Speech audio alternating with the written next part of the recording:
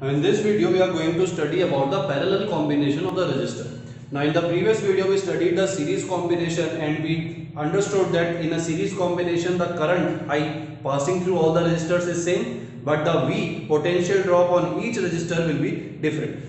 In parallel combination, let me first draw the diagram. How does it look like?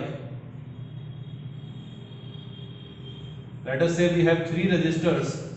Same three resistors R1, R2 and R3, and if they are connected like this, then it is a parallel combination. If we connect a battery here, a battery of potential difference V, then the parallel connection will look like this.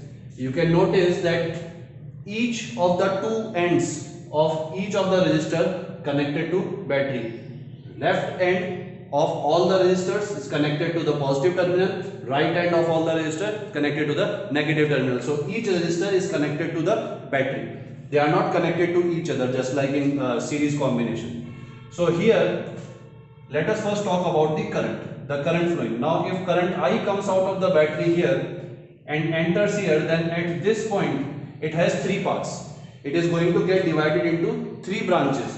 So let us say this one has I1 current, this one has I2 current and this one has I3 current. Now in the previous videos we studied that the charge is always conserved. That means the current should remain conserved. So that means I1, I2 and I3 should all come on this side, and at this point they will be again combined together to give us the same value of current which came out of the battery. So that means I will be equal to I1 plus I2 plus I3.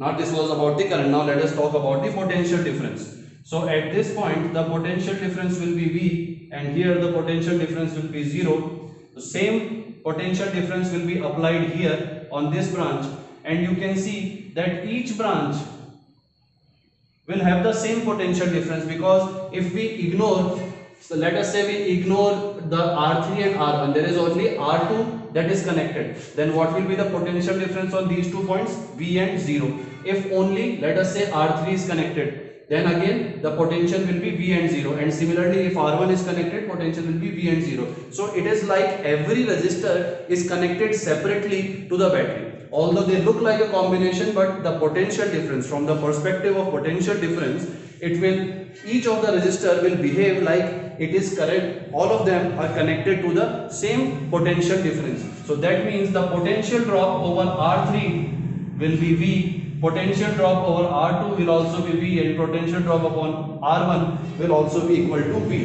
So here you should notice that in series combination, current was constant for the three resistors, I was same for the three resistors. In parallel combination, V is same for all three resistors.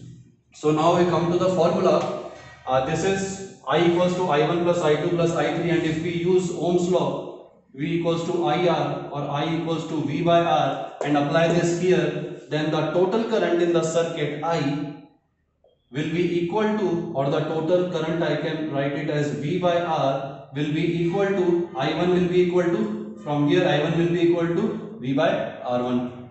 Similarly, I2 will be V by R2 and I3 will be V by R3. So V can be taken out as common from both sides and cancelled. So we are going to get this formula. And this is the equivalent resistance, the resistance. Now here, understand that if we calculate this, our work is not done, because whatever value we will get, it will be the value of 1 upon R equivalent. It will not be the value of R equivalent. So if we get any value, we have to reciprocate it. So let us say if we get, let us take an example. Let us say that these resistors are 1 ohm, 2 ohm and 3 ohm. So R equivalent will be 1 upon 1 ohm, 1 upon 2 ohm and 1 upon 3 ohm. Now you have to calculate it. Okay, so LCM is 6. So it will be equal to 6 plus 3 plus 2 upon 6. So it will be 11 upon 6. Now 11 upon 6 ohms, make sure you notice this, 11 upon 6 ohm is the value of 1 upon equivalent resistance. It is not the value of equivalent. So to calculate the value of Req, we reciprocate it. So this will also be reciprocated and R equivalent will be equal to 6 by 11 ohms. So this is how a parallel combination is done. Now notice this, that in series combination the resistance was simply added. So if these three R1, R2 and R3 were added in series, then R equivalent would have been 1 ohm plus 2 ohm plus 3 ohm. So it will be equal to 6 ohm. This value of R equivalent, this value is greater than the greatest resistance. The greatest resistance we have is 3 ohm. This value of R equivalent is greater than the greatest resistance. So in series combination, the value of equivalent resistance becomes larger than the greatest resistance in the circuit. But in parallel combination, this is for series. For parallel combination, R equivalent came out to be 6 by 11. So it is even lesser than 1.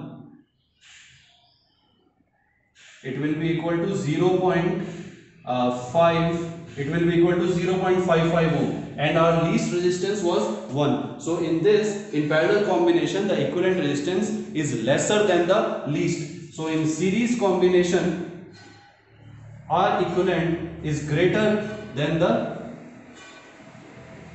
greatest resistance in circuit. And in parallel combination, R equivalent is lesser than the least resistance in the circuit. These two are very important rules.